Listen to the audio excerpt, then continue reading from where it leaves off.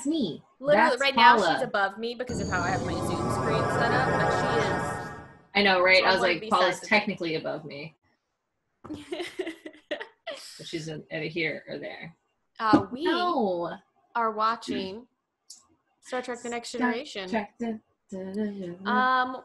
How have you been feeling? We are just over halfway through. We keep saying that, but it's still true.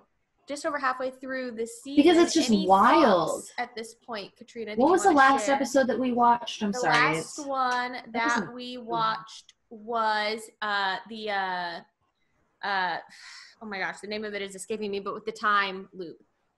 The Royale? No. The one with Times Squared. Oh my God, Times Squared. I love that you remember the title. I'm like, I don't know, something about Picard on the show. Times Squared. And it's so funny because I'm not normally a person who remembers episode titles. This episode that we're about to watch is called The Icarus Factor. The Icarus. Why does Icarus sound familiar? Sycorax is what it sounds like. Sycorax? What's Sycorax? That's Doctor Who, the Sycorax. Oh, Icarus is also I believe it's a Greek myth, who had the wax wings and flew too close to the sun, and the wings melted, and he like crashed to his death. I don't think I've ever heard that story. Well, maybe you'll hear That's more cool. of it at some point. All right. Yeah. All right. I have no idea what to expect from the rest of the season. I don't know if I'm going to be able to start like doing that until another season or so, because like I feel like it's so hard to pinpoint like what their goal is. It's such an episodic show. It doesn't have. I mean, there are, and we've talked about this before, but there are plot points and character arcs that go throughout a season or throughout a series, but it really is. It's not monster of the week. It's like alien of the week. It's like it's something new every time, really. Yeah, so. Which I love and I've been loving. But I still think Q's going to come back at some point. I'm hoping it's this season. I think it's this season. He's coming back. That's the only thing that I really have. That's all. That's my only, Well, we'll watch we'll watch this and we'll just see what you think during and after. So ready. Yeah. Look how happy Troy looks. Because she wasn't going to stop him, No.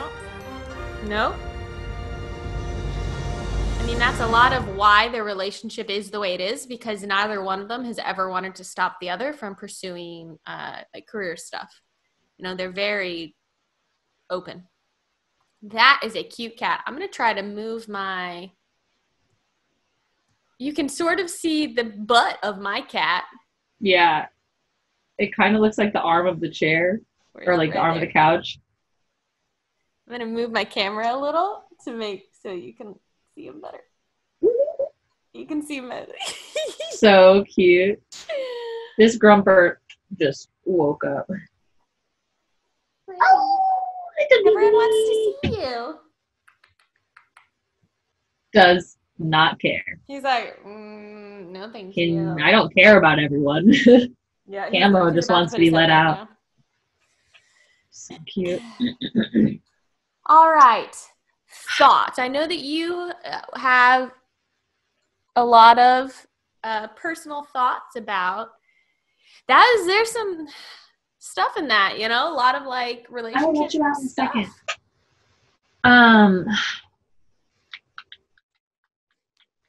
Yeah. Let's start with the B plot. Loved. Oh my God. Love. So good. I just loved every time it's just more and more involved with like the relationship between them and still getting to learn about each of them at the same time, like it's just so great and so interesting to learn about all of their backgrounds, especially someone like Worf, who's got, Klingons have got some of the craziest things, but it's also the respect and love that I have for Wesley, because he's like he cares enough and he loves enough to like want to like he's like what is going on. He's like there's got to be something we can do to help our friend. It wasn't just Worf's in a bad mood today, what a jerk. It was God, what an asshole. This is weird, something's going on with him, we should figure out what it is, which is because like yes cool. He's normally grumpy, but this is different. This is different. So that was really great, and it's just like it just means a lot, you know, like it's like when Geordi, like he didn't even hesitate when Wesley was like, you know, their family has to stand and be invited and watch. And he was just like, oh, that's not a problem. We're his family. Yeah, we'll his family.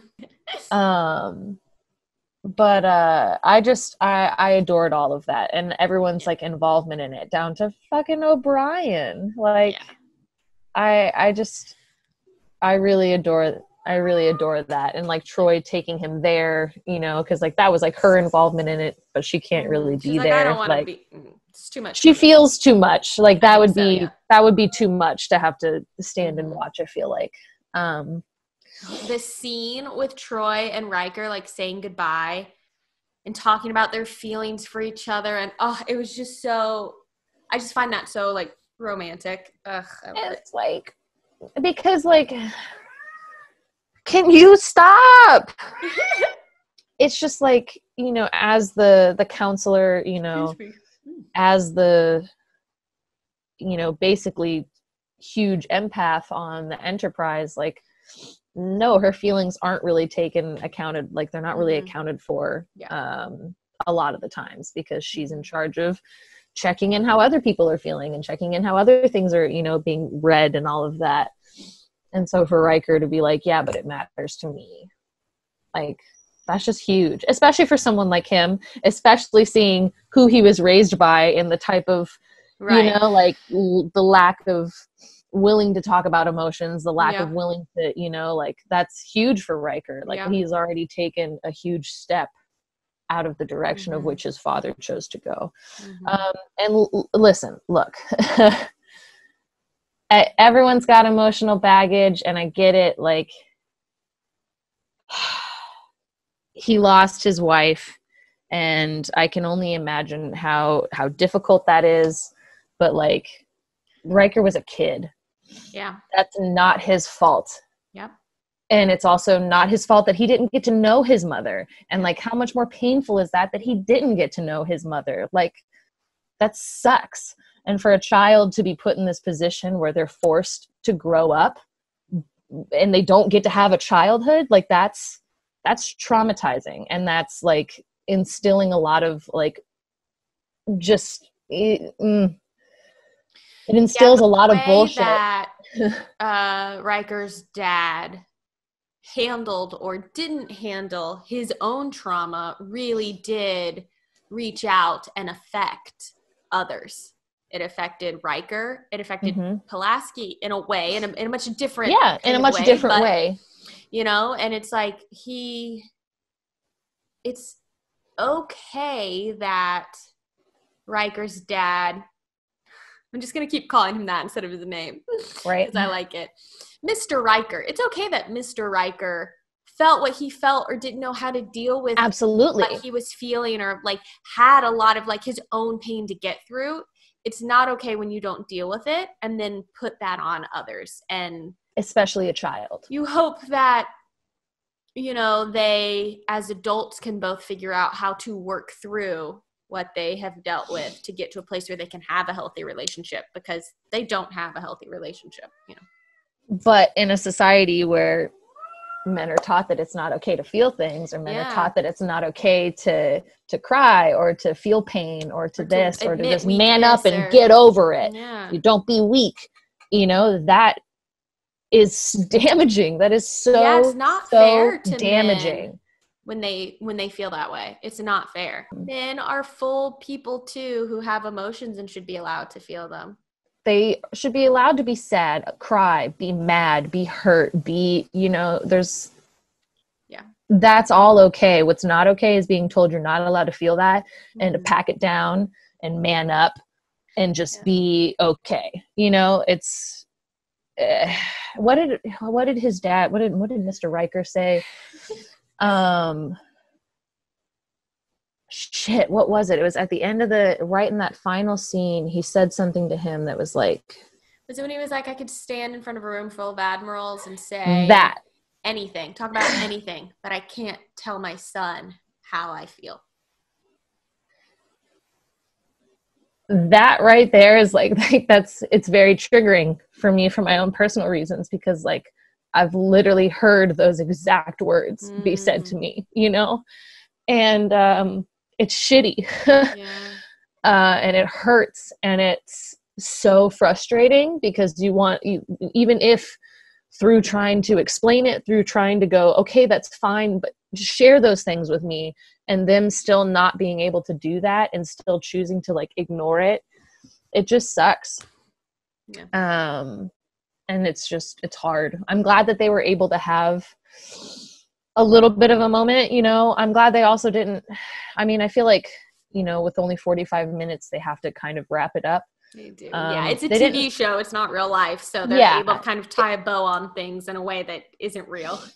And they didn't necessarily make it all out to be perfect, but, you know, this, you know, it's still, they had to, like you just said, they had to, you know, kind of wrap it up and tie a little bow on it to move forward. And I wish it could be that simple.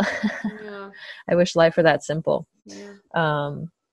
But yeah, that's still, I mean, again, it then just triggers and brings up the thing that we keep saying over and over is like, this show is so fucking relatable, even 30 plus years later. Even still, it really is.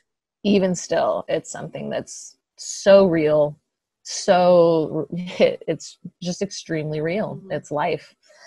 And I love this show for that. I love it. I really, really do. And I love that it makes me feel things, even if I get frustrated, because they're feelings, and it's okay to feel that.